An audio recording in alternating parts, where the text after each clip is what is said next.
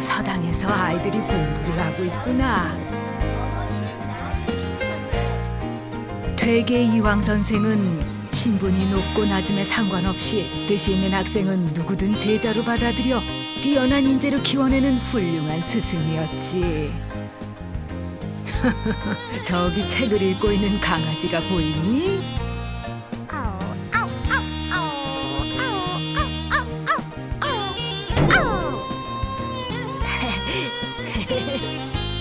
오늘은 차별 없이 공부를 가르쳤던 이황 선생에게 일어난 신비한 기적을 소개해 주마.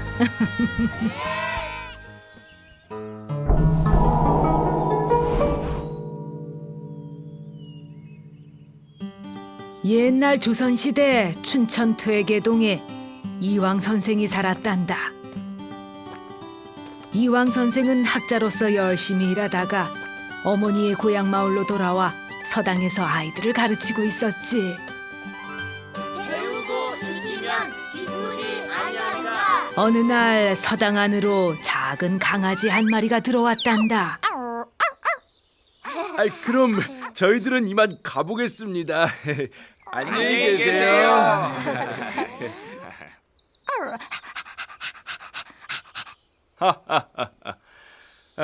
너도 공부가 하고 싶어 찾아온 것이냐? 그래, 너도 같이 공부해보자꾸나. 이황 선생은 서당으로 들어온 강아지를 내쫓지 않고 잘 보살펴 주었단다.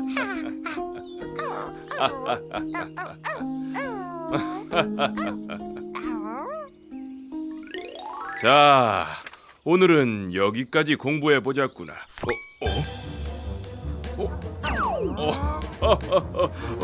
이런. 녀석, 정말 공부를 하려는 모양이구나. 그래, 열심히 한번 해보거라. 그날 이후로 강아지는 서당에서 지내며 하루도 빠지지 않고 다른 학생들처럼 공부했단다. 강아지가 공부를 한다니 정말 신기한 일이었지.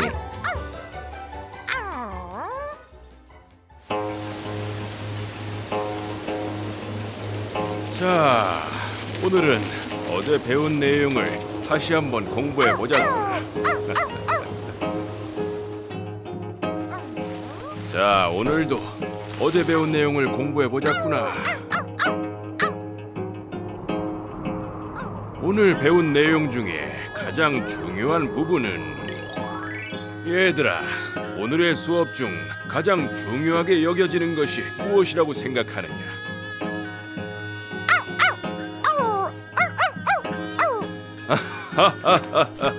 그래, 네가 대답을 하는구나.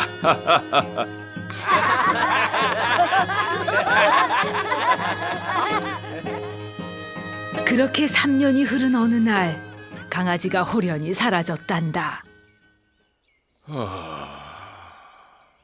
정이 많이 들었는데 온다 간다 말도 없이 떠나버렸구나. 어디 가서 다치지나 말아야 할 텐데. 이황 선생은 떠나버린 강아지를 걱정했지. 며칠 후 이황 선생이 홀로 공부를 하는데 누군가 이황 선생을 불렀단다. 안녕하십니까, 선생님? 제가 바로 3년 동안 선생님께 신세를 졌던 강아지입니다. 뭐라고? 그게 정말이냐? 이황 선생을 찾아온 소녀는 자신을 용왕의 아들이라고 소개했지. 학업을 소홀히 한 탓에 아버지께서 절 강아지로 만들어서 이황 선생님께 보냈던 거랍니다. 용왕의 아들은 이황 선생에게 그동안의 감사 인사를 올리며 이황 선생을 용궁으로 초대했단다. 하지만 사람이 어찌 물속으로 들어가 오랜 시간 있을 수 있단 말이냐? 저만 믿으십시오, 선생님.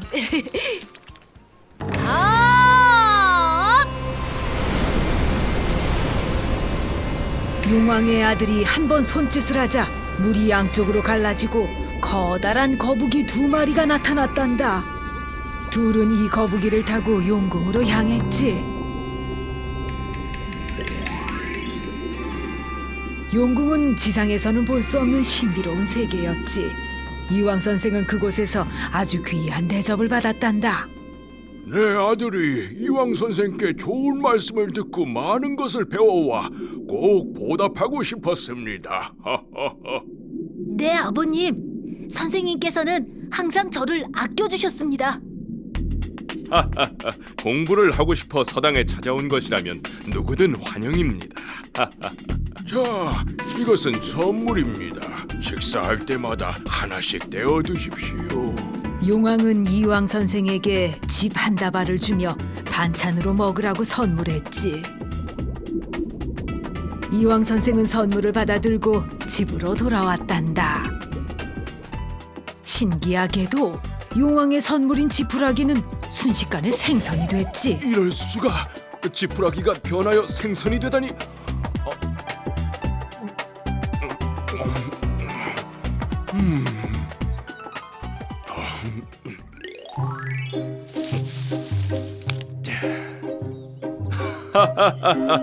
행복하구나, 행복해. 이왕 선생은 매 식사 때마다 싱싱한 생선을 먹을 수 있었단다. 자, 오늘도 생선을 먹어볼까. 오, 이제 얼마 남지 않았구나. 덕분에 그동안 아주 배불리 먹을 수 있었어.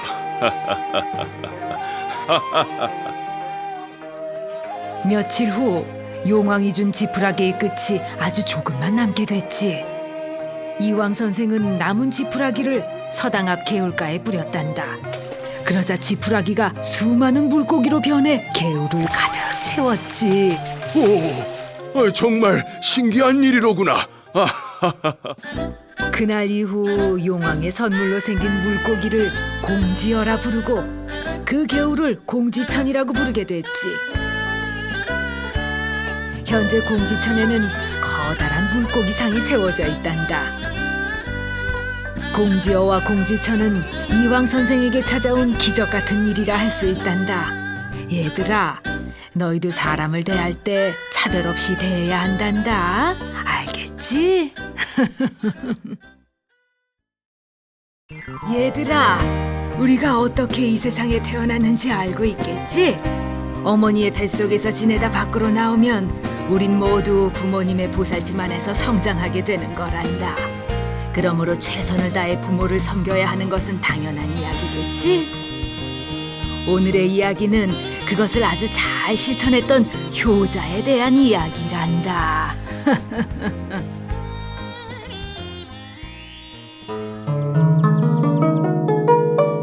옛날에 늙고 병이 든 어머니를 지극정성으로 모시던 반희연이라는 착한 청년이 살았단다.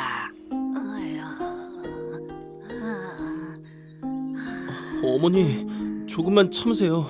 제가 약을 지어오겠습니다. 그는 어린 시절부터 좋은 것과 맛있는 음식은 항상 어머니께 먼저 드리는 효자로 소문이 자자했단다. 반희연은 깊은 산속에서 나무를 패서 장작을 내다 팔아 돈을 벌었단다. 하지만 그의 살림은 항상 가난했지. 안타깝지만 더 이상 자네 어머니를 낫게 할 수 있는 약재는 없다네. 의원님, 제가 의원님을 만나기 위해 수십 리를 걸어왔다는 것을 알지 않으십니까? 부탁드립니다. 저희 어머님을 살려주세요, 의원님. 그렇게 몇 달이 지났단다. 마음씨 착한 반희연은 어머니를 위해 매일 밤 기도하고 또 기도했지. 부디 저희 어머니의 병이 낫게 도와주세요. 어느 날 그날도 반희연은 숲속에 나무를 하러 갔단다. 아니, 무슨 일이지? 거기 누구요? 반희연아, 반희연아, 너의 진실된 마음이 너의 어머니를 낫게 하는구나. 지금 당장 여기 새선녀를 따라 대룡산으로 가거라. 그 골짜기에 세 개의 산삼이 있을 것이다. 그 산삼을 정성껏 달인 물을 네 어머니가 마시면 병이 나을 것이야. 그럼 난 이만. 자, 어서 가시죠, 선녀님들. 같이 가요, 바니 언니. 바니언 살려!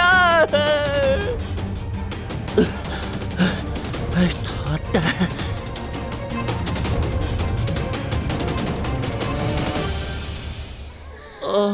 이런 곳에 산삼이 있을까요? 제가 욕심이 컸나 봐요. 아니, 이것은 산삼이다, 산삼! 반이연의 지극한 효성에 하늘이 감동해서일까? 산신령의 말대로 새 선녀를 따라가니 정말로 산삼 새 뿌리가 있는 게 아니겠어? 반이연은 그것을 들고 얼른 집으로 달려갔단다. 반이연은 정성스럽게 산삼을 다리면서 어머니의 병을 고칠 수 있다는 마음에 시간 가는 줄도 모르고 싱글벙글 웃었지. 춥다. 어머니, 산삼을 달인 약이에요. 남김없이 쭉 드세요. 아니, 이런 귀한 걸. 우와, 기운이 솟는다. 아들아, 네 덕분에 내가 이렇게 살았구나. 산신령의 말대로 어머니의 병이 씻은 듯이 나았단다.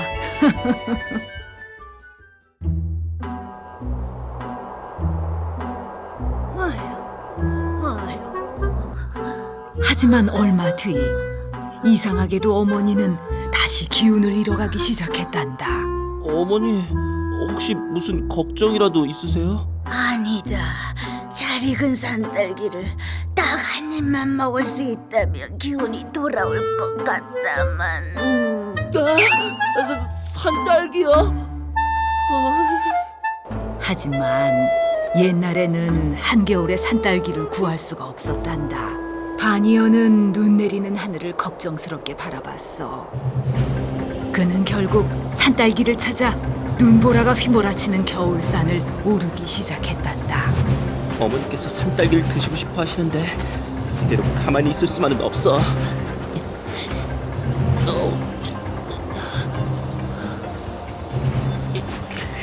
앞이 잘 안 보여. 일단 피할 곳을 찾아야겠어. 바니어는 눈을 피하기 위해 동굴로 들어갔지. 다행이다. 이런 곳에 동굴이 있었다니.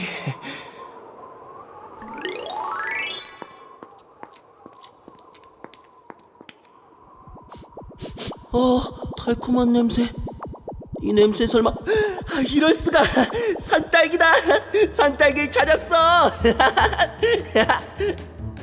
동굴 깊숙한 곳에는 한가득 산딸기가 열려 있는 게 아니겠어?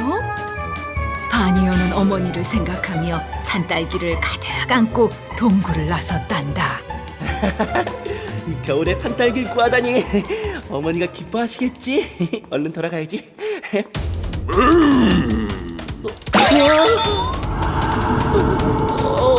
어떡하지?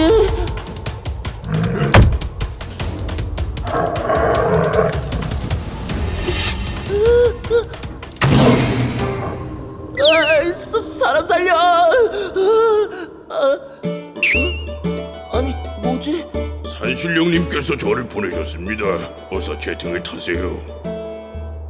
호랑이는 쏜살같이 달려서 바니언을 집까지 데려다 주었단다. 아니, 이 추운 겨울에 어떻게 산딸기를 구했니? 세상에, 고맙다 아들아. 어머니, 건강하게 오래오래 저와 함께 사셔야 돼요. 바니언의 효행은 마을에서 마을로 그리고 왕에게까지 전해지게 됐단다.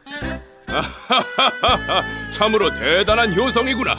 여봐라, 효자 반연에게 큰 상을 내리고 마을에 효자 정문을 세워 모두가 이를 본받게 하라.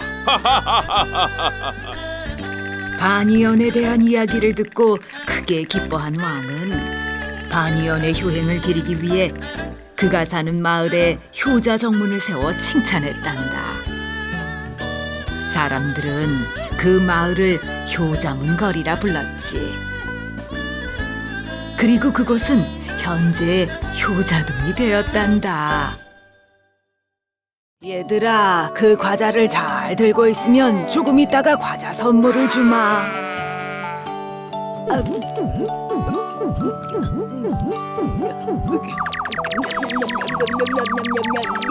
저런, 그새를 못 참고 먹어버렸구나. 약속을 잘 지킨 아이에게는 약속대로 과자 선물을 주마. 그러게, 조금만 더 참지 그랬누. 오늘은 좀 더 기다릴 걸 하고 크게 후회했다는 한 남자의 이야기란다. 그럼 시작해 볼까?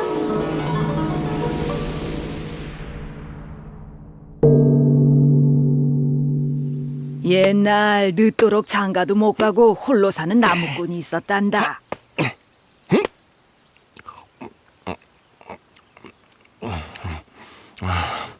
나도 같이 먹을 사람이 있으면 정말 좋겠다. 그러다 나무꾼은 잠이 들었지.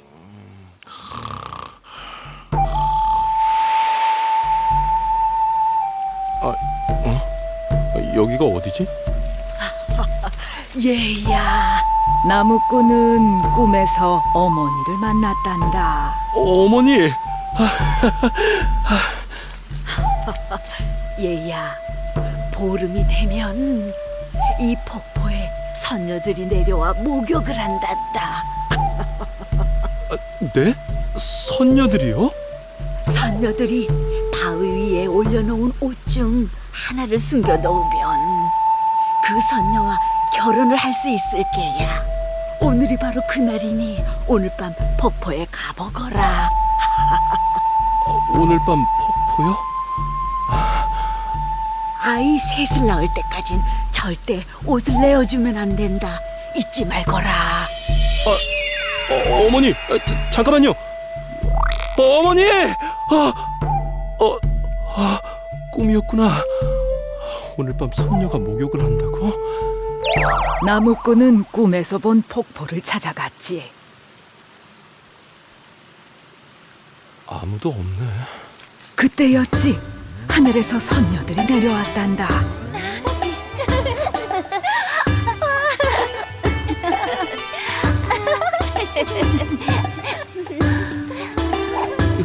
정말 선녀잖아. 좋아.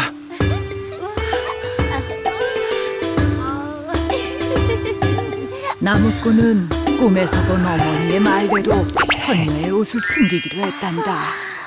미안. 우리 먼저 올라갈게. 옷을 잃어버린 선녀는 하늘로 올라갈 수가 없었단다. 선녀는 무척 슬펐지. 이때 나무꾼이 나타났단다. 저기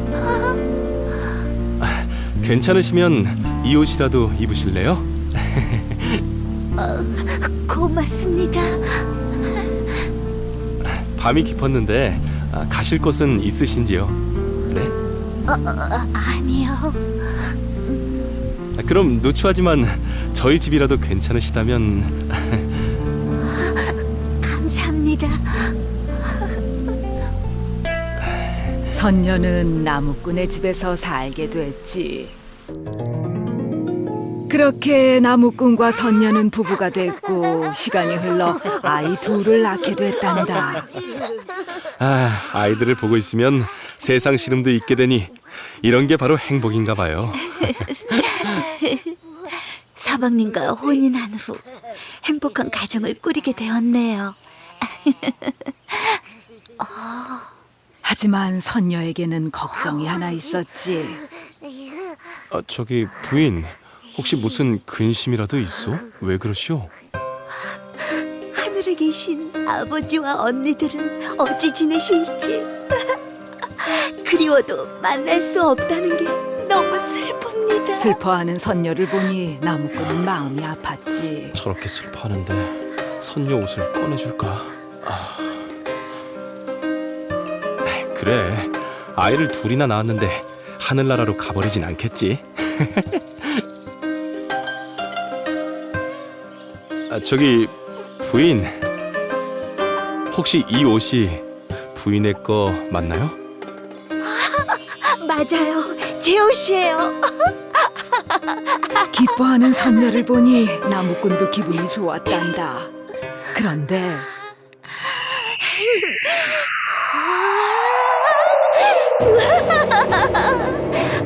사방님, 그동안 감사했어요. 아니, 저기 부인, 그게 무슨 말이오? 하늘에 계신 부모님이 걱정이 되어서 가봐야 할 것 같아요. 안녕히 계세요, 사방님.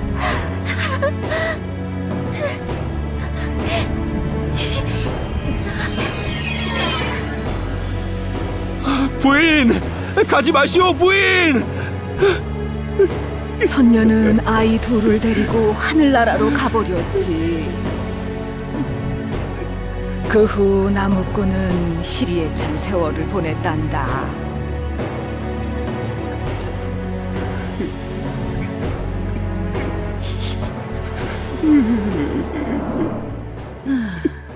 아이 셋이 생기기 전까지 그 옷을 주지 말았어야지.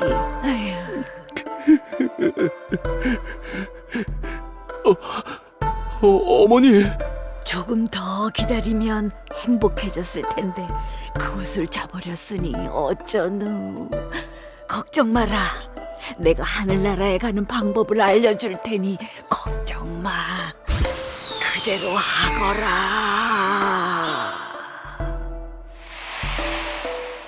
어머니, 어머니.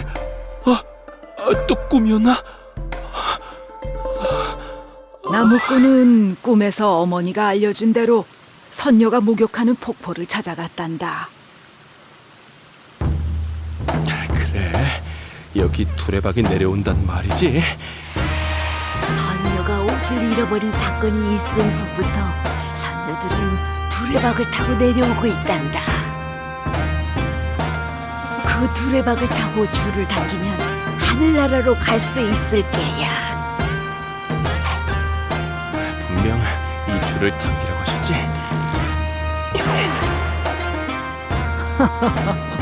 진짜로 하늘로 올라가게 됐구나.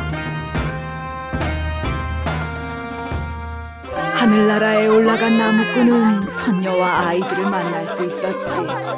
그리고 아주 행복하게 살았다는구나.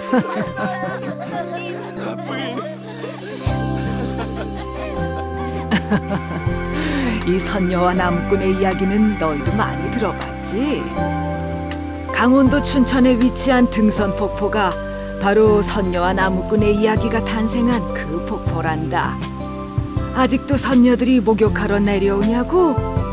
글쎄, 그건 너희들이 직접 알아보려무나.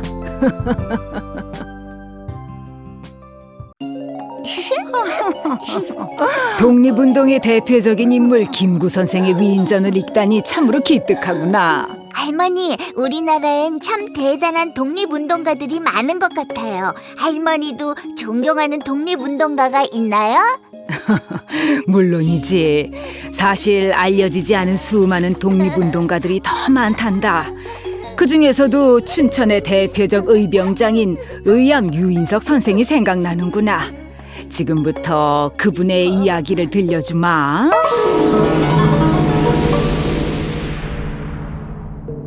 슬프게도 일제강점기에는 세 부류의 사람들이 존재했단다.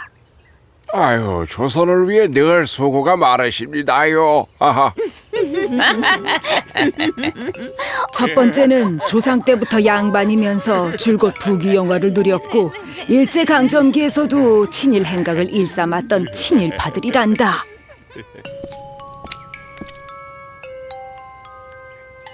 무엄하다. 일본 군인이 가는 길을 방해하다니 이런. 아닙니다요. 길을 방해하다니 그럴 리가요. 엄마 무서워요. 뭐시? 내가 무섭다고? 나처럼 온화한 인품의 일본인인 내가? 아, 그러게요. 제 아이가 말실수를 했네요. 친일파들은 일제강점기에서 고통을 당하는 같은 민족 조선인들을 외면했단다. 대한독립 만세!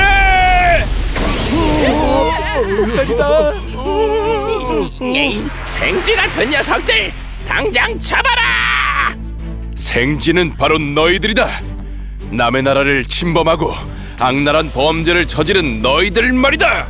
이 그리고 녀석! 두 번째로는 평민 신분인데도 빼앗긴 나라를 되찾기 위해 목숨을 바친 의병과 독립운동가들이었지.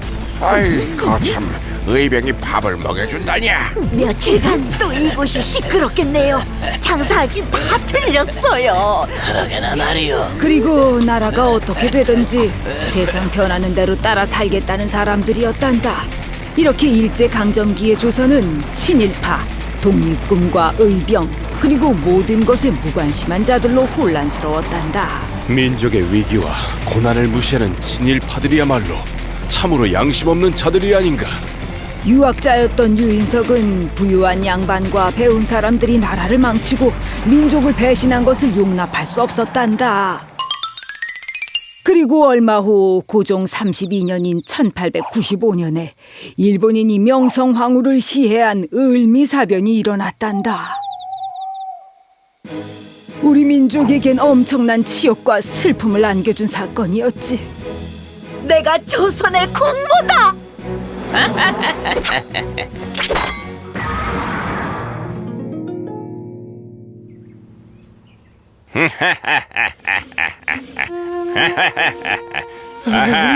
움직이지 마시오. 조상과 부모님이 물려주신 소중한 머리칼을 잘리다니 이 무슨 말도 안 되는 일이란 말이오. 같이 있어도 일어날 수도 없는 일이 벌어지고 말았어. 조선인들 조용히 하시오. 더 이상 살 수가 없어. 악랄하기 그지없는 일본인들이 우리의 혼과 영혼을 앗아갔어. 게다가 조선의 정신이라 할 수 있는 상투를 자르라는 단발령이 발표되자 유인석 선생은 더 이상 참을 수 없다고 판단했지. 일본군도 문제지만 일본 밑으로 들어가 같은 민족을 억압하는 데 앞장서는 친일파들도 참으로 문제로군. 더 이상 일본인들의 만행을 지켜볼 수만은 없어. 그리고 그들의 밑으로 들어가 민족을 배반하는 친일파들과 일본에게 혜택을 받고 나라를 팔아먹는 매국노들도 가만히 둘 수 없어. 맞아요. 맞아요. 나라를 뺏는 것도 모자라 악랄한 만행을 저지르는 것에 더 이상 두고 볼 수만은 없어. 우리는 이제부터 대한제국의 국민으로서의 모든 힘을 다 바쳐야 마땅합니다. 전국적으로 단체를 조직해 대한제국의 자존심을 지켜 일본과 싸워서 기필코 나라를 되찾읍시다. 여러분, 우리가 나서 나라를 지켜봅시다. 비록 늦은 51살의 나이였지만 유인석 선생은 뜻이 있는 사람들과 함께 의병을 모아 일제와 친일 매국노들에게 저항하기로 결심했단다. 세계 식민지 역사상 가장 잔혹했다는 평을 받는 일제강점기에 독립운동에 나서기는 보통 용기와 신념이 없이는 결단하기 어려웠지. 여기는 절대 안 됩니다. 절대 안 돼요. 안 되긴 뭐가 안 돼. 저리 비키시오. 그야말로 무서울 것이 없던 일본은 결국 조선의 모든 병기를 강제로 수거하기까지 했단다.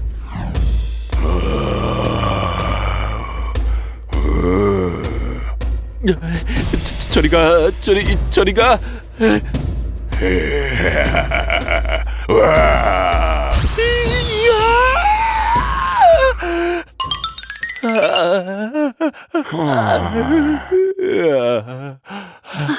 우리 아이의 상태가 많이 안 좋은가요? 예, 아마도요. 나쁜 호랑이들! 마을마다 들짐승과 산짐승이 사람을 해치고 있지만 잡을 무기조차 없으니 저도 하루가 멀다 하고 환자를 대하고 있습니다. 큰일이지요. 곡괭이 같은 농기구라도 있었으면 이런 화를 조금이라도 면할 수 있었을 텐데요. 에이, 관찰사가 하루가 멀다 하고 철이며 무기를 모조리 다 가져가서 일본군에게 바치고 있으니 맹수가 나타나도 퇴치할 농기구 한 자루 없을 정도였단다. 그 누구도 일본의 만행에 저항할 수조차 없게 만든 것이었지. 특히나 충청북도의 제천은 그 수탈이 극심해 주민들의 원성이 자자했단다. 사실 이런 일에 앞장선 조선인이 있었지. 바로 나라를 일제에 바치는 친일 매국 행위에 앞장선 제천 관찰사 김규식이었단다. 겨우 이게 다란 말입니까? 아유, 무슨 그런 섭섭한 말씀을 하십니까? 이래봬도 모든 마을에서 싹 걷어들인 철제와 무기들입니다. 일본의 번영을 위해 앞장서는 저 김규식의 노력을 무시하시면 정말 섭섭합니다. 하긴 내 김규식 관찰사의 공은 잘 알고 있지요. 그나저나 의병들이 활개를 치며 제천 쪽으로 오고 있다는 첩보가 있던데 어떻게 된 겁니까? 그럴 리가요. 제 아무리 날고기는 의병이라도 조만간 제가 모두 잡아내겠습니다요. 걱정하지 마십시오. 아이, 큰일 났습니다, 관찰사님. 무슨 일이냐? 저기 그게 그 유인석이 이끄는 의병들이 충주성을 장악했다고 합니다. 뭐라고? 그렇다면 내 이럴 때가 아니지. 나를 지켜줄 일본군이 있는 서울로 가야겠구나. 죄인 김규식은 들어라. 네 죄를 네가 알렸다. 무슨 소리요?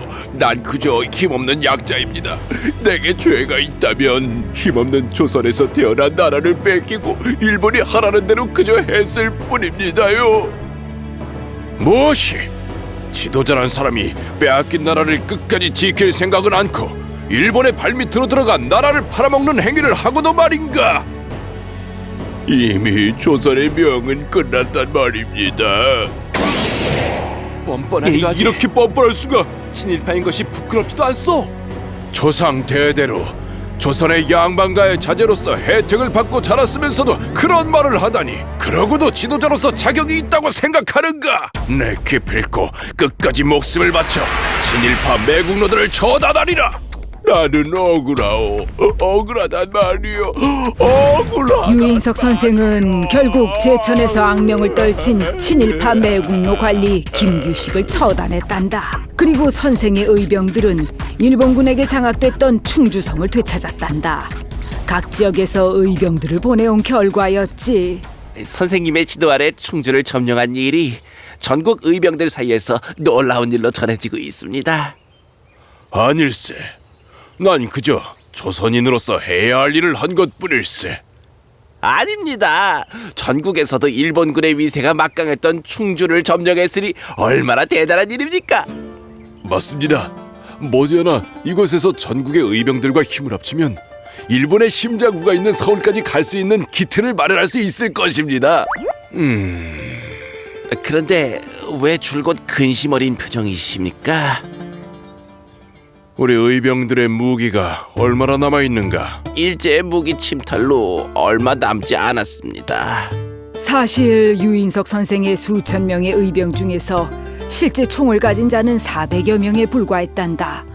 신식 병기로 무장한 일본군에 비해 의병진이 전력면에서는 절대적으로 불리할 수밖에 없었지. 그렇기 때문에 무서운 무기로 무장한 일본군의 기세를 끝까지 지켜낼 수가 없었단다. 유인석 선생도 결국 일본군의 추격에 조선에선 더 이상 의병 활동을 할 수 없었지. 그렇게 충주와 제천 등지에서 일제와 싸우던 유인석 선생은 결국 만주와 러시아로 망명했단다. 비록 조선 땅이 아니었지만 그곳에서도 일제에 항거하며 치열하게 저항했단다. 지금도 해마다 3.1절에 독립운동가들이 등장하지. 하지만 이름조차 남지 않은 수많은 의병과 독립운동가들도 있었다는 것을 기억하렴. 그리고 춘천시 남면 가정리에 가면 의암 유인석 묘역이 있다는구나. 그곳에서 숭고한 정신을 느끼면 어떨까? 예로부터 사람들은 기도를 올리러 좋은 절을 찾아가곤 했단다. 아기를 갖기 원하는 사람, 또 시험에 붙기를 원하는 사람, 그리고 건강을 기원하는 사람까지. 저마다 기도하는 이유는 제각각이지만 그 간절한 마음은 모두 똑같을 거란다. 오늘은 절에서 근심과 걱정을 털어낸 한 공주의 이야기를 들려주마.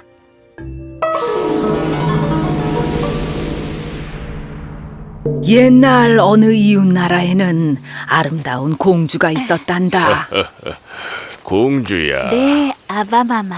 날씨가 참 좋구나. 공주는 상냥한 데다가 착하기까지 해 모두가 좋아했지. 폐하, 위쪽 나라에서 공주님께 혼담을 보내왔습니다. 위쪽 나라 왕자라면 활솜씨가 좀 부족하지 않소. 당장 거절하시오. 예? 아이, 그 정도면 매우 완벽한 것 같은데요. 어허! 거절하라니까. 예쁜 내 딸을 시집 보내지 말고 평생 곁에 두고 살고 싶구나. 왕은 눈에 넣어도 아깝지 않을 공주를 시집 보내기 싫어서 들어오는 혼처마다 퇴짜를 놓았지.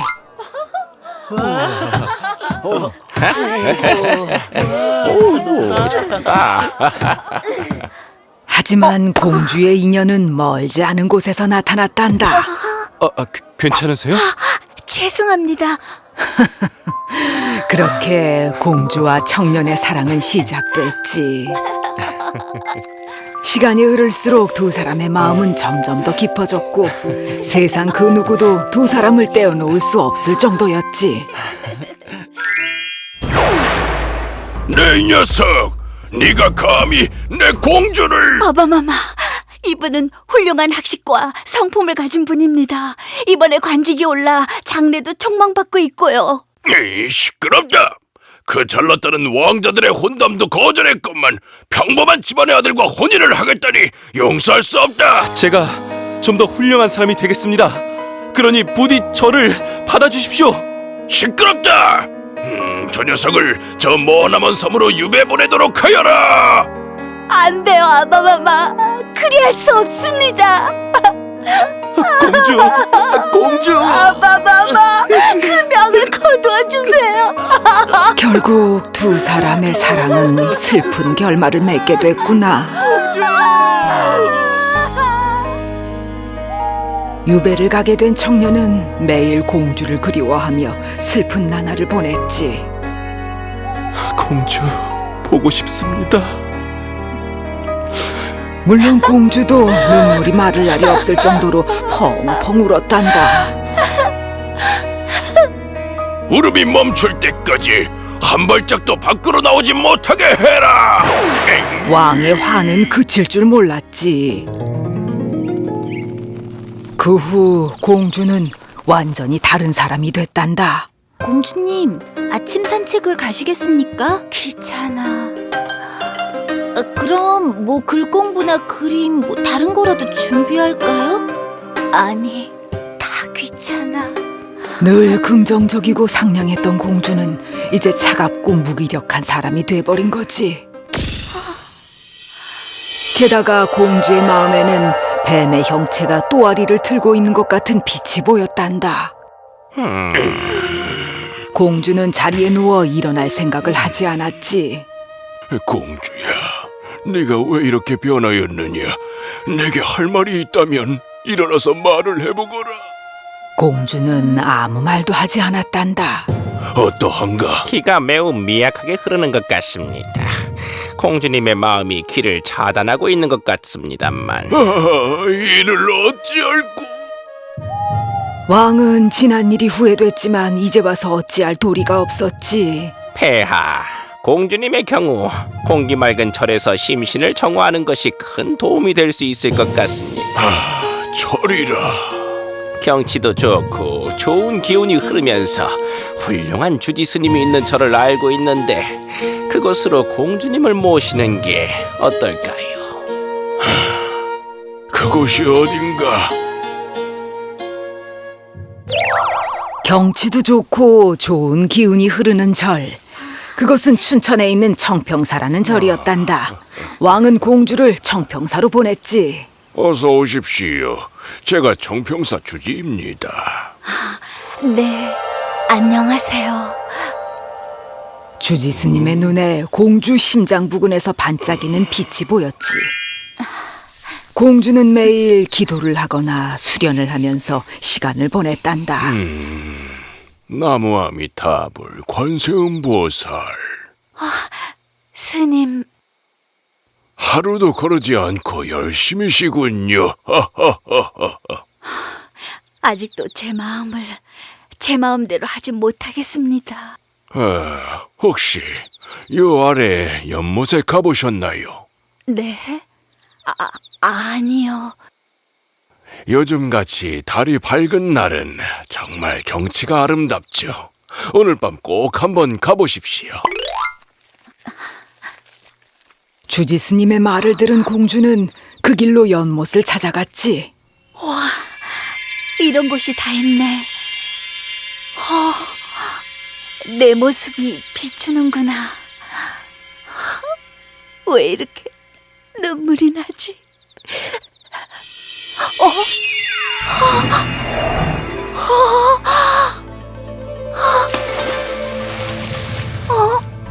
방금 뭐였지? 그것은 공주님이 잘 알고 있을 것 같은데요. 스님, 공주님이 처음 이곳에 오셨을 때 말입니다. 공주님의 마음속에는 사무친 그리움 때문에 만들어진 누군가의 마음이 또아리를 틀고 있었습니다. 아마도 공주님을 무척이나 아끼고 사랑하는 사람이었나 봅니다. 멀리 떨어져서도 공주님 마음속에 자리 잡은 걸 보면 말이죠. 그럼 방금 그 빛은 그분이 제 마음속에 계셨던 거였군요. 그분이 연못에 비춘 공주님의 모습을 보았기 때문입니다. 물속에 비춰진 공주님의 모습이 진짜 공주님인 줄 알고 그곳을 향해 가다가 연못에 빠지게 된 것이죠. 이제 공주님의 마음은 공주님 뜻대로 움직일 수 있을 것입니다. 공주는 자신을 그리워하며 아파했을 청년을 생각하니 마음이 너무도 아팠단다.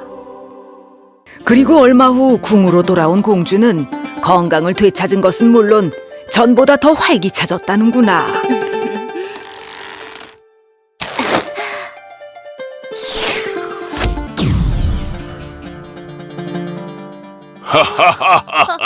갈수록 실력이 느는구나. 다 훌륭한 스승님 덕분이죠. 물론 왕도 공주 때문에 웃음을 되찾게 됐지.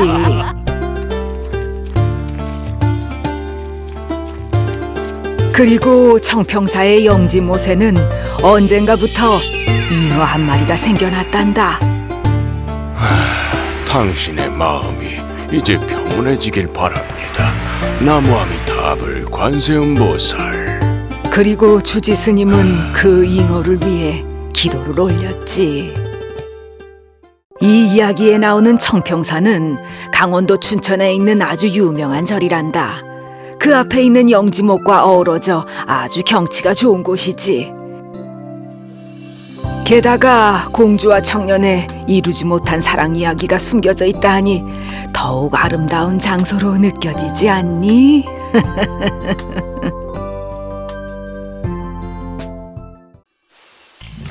연어는 강물을 거꾸로 거슬러 올라가 태어난 곳으로 되돌아와서 알을 낳은 후 그곳에서 죽음을 맞이하지. 그럼 사람은 죽으면 어디로 가냐고? 옛날엔 보통 고향 땅에 묻혔다는구나. 전쟁터에서 큰 공을 세우고 전사한 어느 장군은 노비의 등에 업혀 집으로 돌아와 고향 땅에 묻혔다고 전해진단다. 나라의 위대한 업적을 남긴 한 장군의 일생, 오늘은 그 이야기를 한번 만나볼까?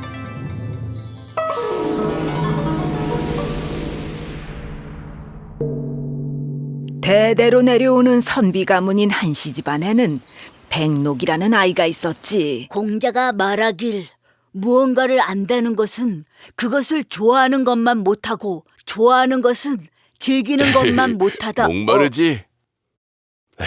시원하게 마시고 공부해. 고마워요, 형. 시원하다. 어린 백록은 자기 집에서 일하는 득충이라는 소년과 형제처럼 지냈단다. 그랬구나. 백록은 글 공부를 하고 득충은 일을 했지만 두 사람은 늘 가까이에 있었지. 그렇게 하루 종일 붙어 있다가 날이 저물면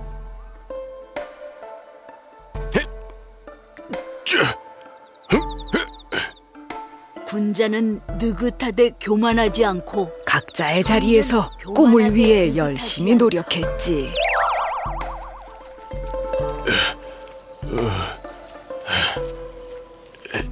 공자가 말하길 먼저 앞장서서 솔선수범하고 몸소 열심히 일하거라. 하루 종일 어딜 간 거지?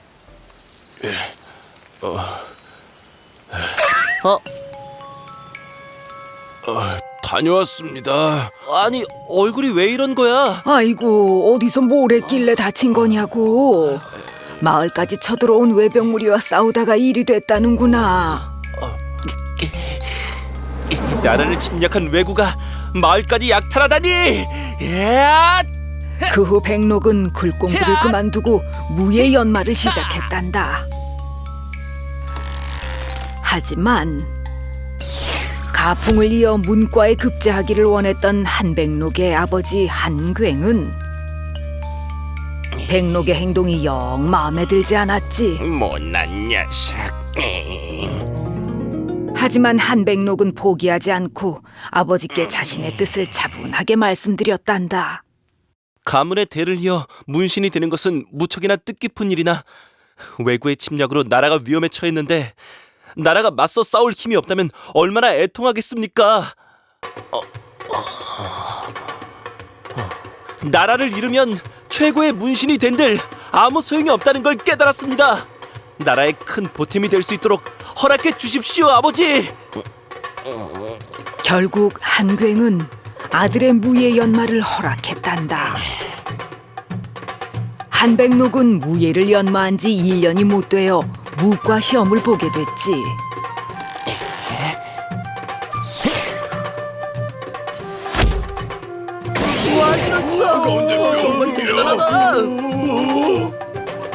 그리고 결국 특출한 실력으로 시험에 통과했단다. 그의 나이 26세에 무관으로 관직에 오르게 된 거지. 왜군이 쳐들어왔다. 한참의 세월이 흐르고 엄청나게 많은 왜군들이 쳐들어왔단다.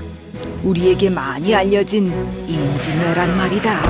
임진왜란은 조선 땅 여러 곳에서 여러 번에 걸쳐 전투가 펼쳐졌는데 그중 한백록이 외선에 맞서 이순신 장군과 함께 싸운 옥포해전도 있었지. 나쁜 녀석들, 감히 여기가 어디라고? 한백록 장군, 이번에도 작전대로 멋지게 왜구를 물리칩시다. 예, 이순신 장군님, 알겠습니다.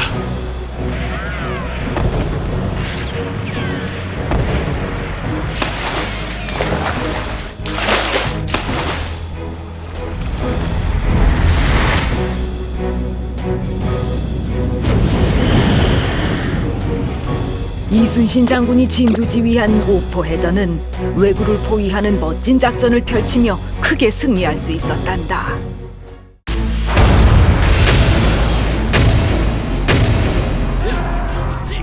그리고 전투를 진두지휘한 건 이순신 장군이지만 승리에 큰 공을 세운 건 한백록 장군이라고 알려져 있지. 옥포해전은 성공적으로 끝냈지만 전쟁은 계속됐지. 한백록 장군 곁엔 득충이 늘 함께 있었단다. 장군님, 상처가 많이 아물긴 했지만 전쟁이 끝날 때까진 몸이 성할 날이 없을 것 같네요. 왜요? 형님 손이 약손이라 다 나았는걸요. 에휴, 말이나 못하시면. 저들이 또 쳐들어오면 모두 쫓아버립시다. 장군님의 일이 빨리 끝나야 집에 돌아갈 수 있잖아요. 왜구가 쳐들어왔습니다. 이번엔 훨씬 더 큰 규모의 전투였단다. 우리에게 잘 알려진 한산도 대첩이지. 공격 개시. 방패!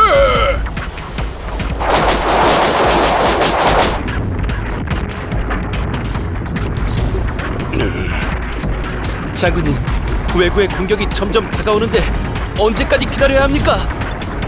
조금만 더 기다리거라.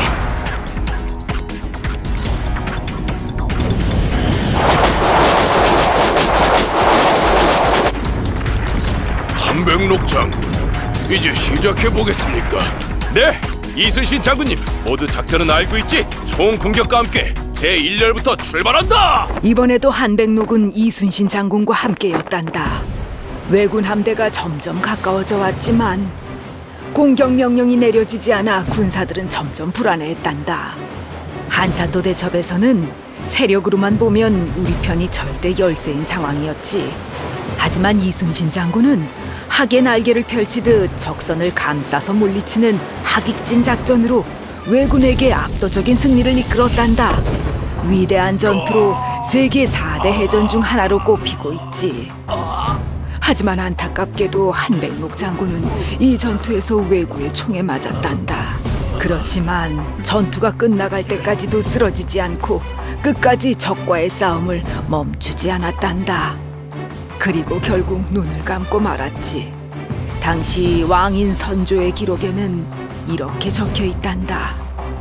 만호 한백록은 전후 공이 가장 많은데 탄환을 맞은 뒤에도 나가 싸우다가 싸움이 끝나고 오래지 않아 끝내 죽음에 이르렀으니 극히 슬프고 애처롭습니다. 장군님, 전쟁이 끝났으니 이제 집에 갑시다. 제가 모실게요. 아이고, 내가 다 가슴이 아프네. 하지만 전쟁 중이라 곧바로 춘천으로 갈 수가 없었단다. 그래서 미조왕 인근에 임시로 묘를 만들었지. 그리고 그 이듬해가 되자 득충은 한백록 장군의 시신을 고향으로 데려올 수 있었단다. 남해에서 춘천에 이르는 멀고 먼 길을 또 걷고 걸어서 말이다. 눈물겨운 득충의 의리가 한백록 장군을 집으로 돌아올 수 있게 해주었구나. 고마워요, 형님. 함께 집에 갈 수 있게 되어 정말 기뻐요.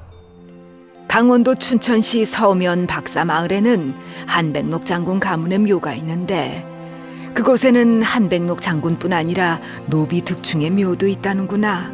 살아서도 죽어서도 한백록과 득충은 늘 사이가 좋은 것 같지? 임진왜란에서 큰 공을 세운 한백록은 전쟁이 끝난 후에야 여러 가지 포상을 받을 수 있었단다.